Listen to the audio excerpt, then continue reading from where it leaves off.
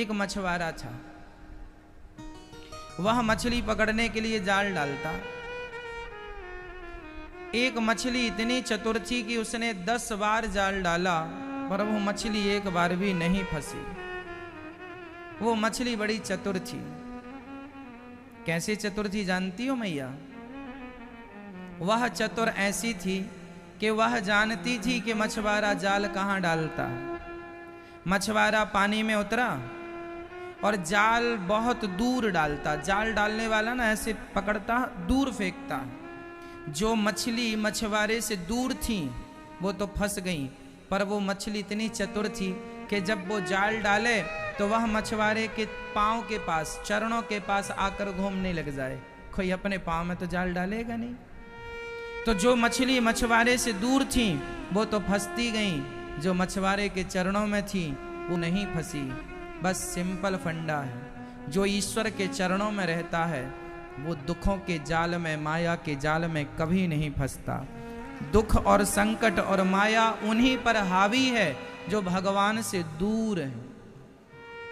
इसलिए हम आपसे कहते हैं, यदि आप भगवान से दूर हैं तो आप भगवान से पास में आ जाओ, करीब आ जाओ। हाँ,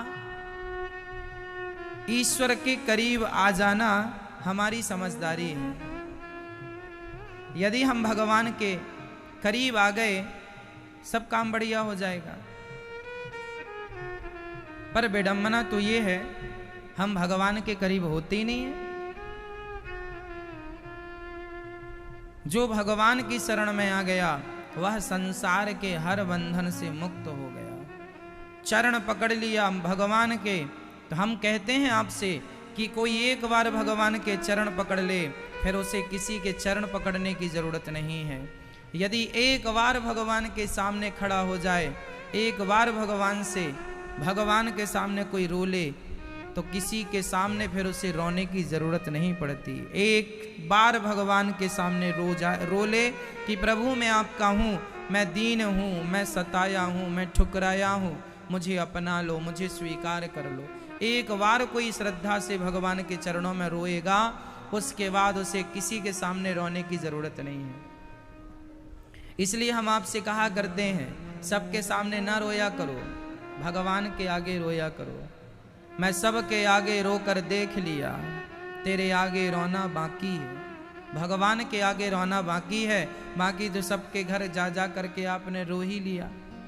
एक बार भगवान के आगे रो लो, फिर किसी के आगे रोना नहीं पड़ेगा। भगवान का जन्म हुआ, जय जयकार हुई, खूब बधाई लुटाई गई। सारे ब्रजवासी मैया यशोदा को बधाई देवे आए। मैया तने रबड़ी सी रात में लड़ुआ सुलाला जायो है, मैया बधाई हो, बधाई हो।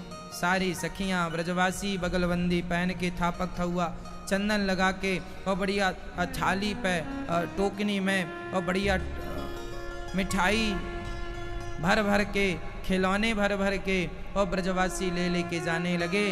कोई सोना लेकर, कोई चांदी लेकर नंद बाबा के द्वार पर बधाई दे रहे हैं। बाबा बधाई हो, छोरा के लाला के जन्म की बधाई देवे के ताई आयो हूँ मैया, बाबा बधाई स्वीकार करो।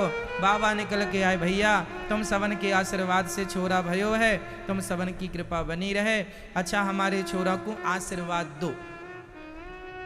ये वृंदावन है, यहाँ भगवान को भी आशीर्वाद दिया जाता है। कौन देता है? ब्रजवासी। लाला को जन्म भयो तो ब्रजवासी आशीर्वाद देवे के ताई आए, सब आशीर्वाद दे रहे हैं। भगवान के भक्त तो भगवान को आशीर्वाद भी दें, लाला खूब जियो, खूब सुखी रहो, ऐसे ही मुस्कुराते रहो। संसार के लोगों के आशीर्वाद की जरूरत भगवान को नहीं है, पर फिर भी एक भाव है। ब्रजवासी बधाई दे रहे हैं और तो सब ठीक है, शंकर जी भी बधाई देवे की ताई आएंगे। मैया बधाई हो। काहे गो बाबा, मैया बड़ी दूर से आयो हूँ, एक बार लाला को दर्शन करवे की ताई बाहर लाए के रख दे, मैं वाकू देख लूं, फिर जाऊं अपने काम पे, बड़ो बिजी हूं। अच्छा बाबा काहे के काम में, कौन से काम में तुम बिजी हो? शंकर जी बोले मैया बहुत बड़े काम हैं हमारे, अच्छा